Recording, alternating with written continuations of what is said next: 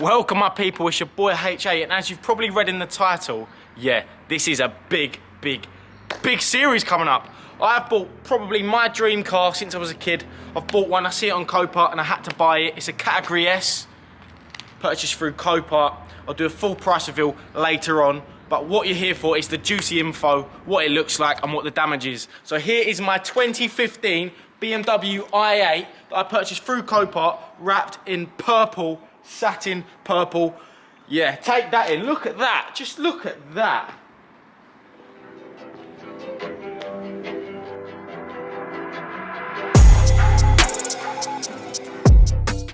I know you're probably thinking, wow, that looks like a lot of damage. And there is a fair bit of damage there. But on this channel, we buy damaged cars and we repair them. So that car is going to be looking saucy very soon. I'm going to take the camera off now and show you around the car myself, so I can show you guys the damage, so you can get an idea of what we need to do to it and what parts I need to order. So let's start with the exterior.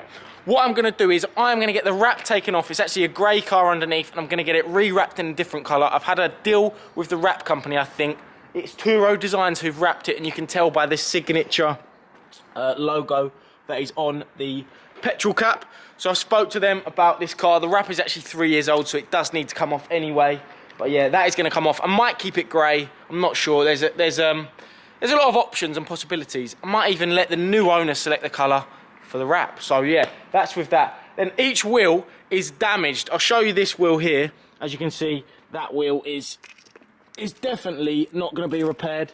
This is the only wheel that is sort of okay, but if you actually look underneath in there, it's damaged at the back and it's bent up there. You can't really see, I know, but it is, trust me on this one. And if we come around this side, this wheel here, bent at the top. This probably would be the only one that would be able to repair, but even then, it's all bent under there. You can see it's not round anymore. And then this wheel, look, we don't even need to talk about this wheel. Look at the state of that. So I don't actually know what the accident was, but judging from this, it looks like it's spun around. It's gone over sort of a mound or something, because there's a little bit of damage on all wheels and a little bit of undercarriage damage at the front. So new set of wheels, wrap's got to be sorted. Then as you can tell, there's just some suspension issues. That wheel looks like it's in the right position, thank God. That wheel's been pushed back, as you can tell. It's pretty much hugging the rear end of that archway in there, so that needs to be sorted out. And then this lower skirt here has actually been snapped off, which is a bit annoying, right down the bottom. So that's going to have to be replaced, but they're not too much. I've actually called BMW and they're £150 each, so not too bad. The rear end is pretty much untouched. The only problem is, on the accident, some of these have popped out, so I'm going to have to sort of take them panels off and realign them and re-put them back in. But none of that is broken, so it should just sort of slot back in like a nice little jigsaw when it's ready to go back in. Then round this side, you can see that this panel that I said on the other side is broken is also on this side. It's this completely gone, so I'm probably going to have to find some fixings for it on this side. And there's an extra section at the back there that needs sawing. And then the wheel arch, the wheel lining is broken there as well. I'm not sure structurally what's actually damaged under there yet, because I haven't got it on the ramps, but I do know there are some suspension arms and maybe a shock that needs to be ordered for round there on that wheel, because it's really badly out of place. But fingers crossed it's nothing more than a couple of suspension arms, four-wheel tracking, and we should be good to go. So talking about rear end, front end, talking about rear end and the side, that's all that needs to be done. This is my favourite feature. This is exactly what was my dream car as a kid. The doors flick up like that, and they flick back down like that. It is very different to the McLaren. The McLaren doors sort of come out and then spin up. These ones literally come up like that. It does look a bit cooler, but the only drawback is it's much harder to get in and out, which I'll demonstrate in a minute. You think I look bad getting in and out of the McLaren? You want to see me like this? I'm like crawling out. You know, like Jordan Belfort in The Wolf of Wall Street? I'm literally like Jordan trying to get in and out of this car. Terrible. Let's go around the front. It's a bit squashed up by the Sierra, which is for sale, so if you do want to buy it, message me on Instagram. The bumper, obviously, you can tell there is completely broken, which is a shame. The bumper bar's not damaged though, but this headlight is also damaged, which is a pain, because these headlights, I don't know if you guys know how much they cost, but we're talking above 2 racks on them, so £2,200 for that one headlight. Fortunately for me, on the other side, the headlight isn't damaged, so I've only got to buy one. All the little grills in the front bumper should be fine as well. So every cloud has a silver lining, new front bumper, but most of the other panels will be okay to go again. Then at the front, the bonnet has been pushed back and up. There are a few clips, look, if you look here, that is too far. It needs to come this way a bit and down. You could probably get it down, but I don't want to force it right now. But the bonnet is slightly bent here and a little bit out of shape there. And they're actually £1,000, so I'm going to do my very, very best to try and refurb that bonnet and keep it, because I think that will go again. Aluminium is very hard to get back into the same shape that it was made in, but when you've got skilled people like myself, you know, anything's possible. Other than that, a little bit of skirt around the front needs to be sorted.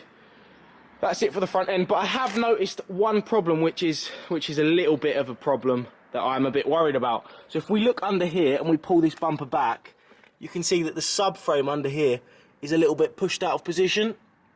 It's actually been pushed up in a way that sort of made everything on this side go up. So I'm gonna have to get that bumper off and take a few of the panels off to see the extent of that damage. I don't think it will need jigging at all, but I think we might have to just change a couple of the bushes and a few of the joints in that front chassis section. In terms of the exterior, it's probably gonna be, what is that squeaking? In terms of the exterior, it's probably gonna be the best part of £5,000 or £6,000 worth of parts and labour. So yeah, it's going to be an expensive one.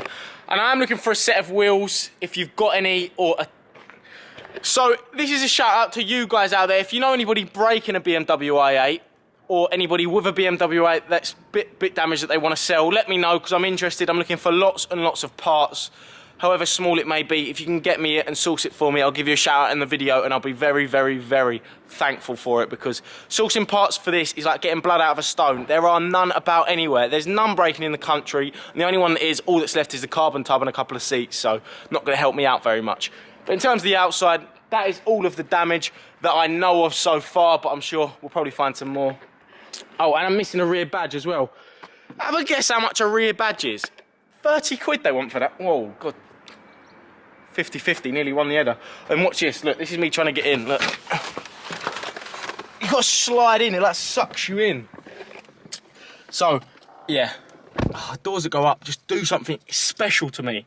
So we're inside now, and as you can tell, the airbag damaged, roof lining, airbags damaged, and then classically, obviously, the seat belts aren't working, and it's very, very dirty, so clean is imminent. So I'm going to need a full dash airbag refurb, ECU crash data wiped, and I need all of the roof lining done as well. So it's going to be a big rebuild for the channel, so you want to hit that subscribe button and stay tuned, because I'm sure there's going to be millions of problems I face that I've got to overcome that you won't be able to see in any other rebuilds on YouTube. I think I'm the first person in the UK to do a i8 rebuild on YouTube.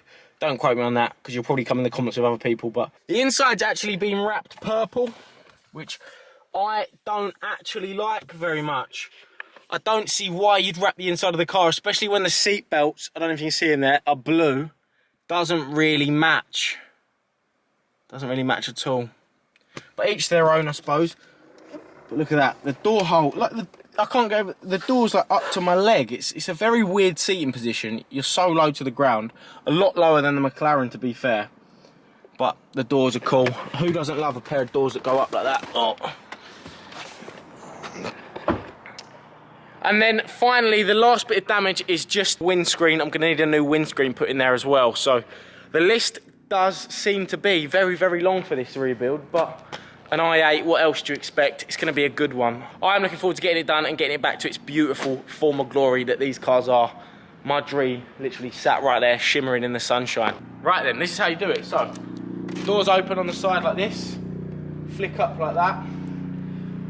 First option you've got is you can either sort of bend down like this and then slide in that way, but because I've tried it a few times, I think the best route is this version, like this.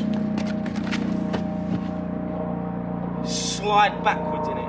But then getting out, there's a few options. You can go with your bum first. Don't recommend it, but the best one is the swivel and the push. So, that's how you get outside. That's how you get out on BMW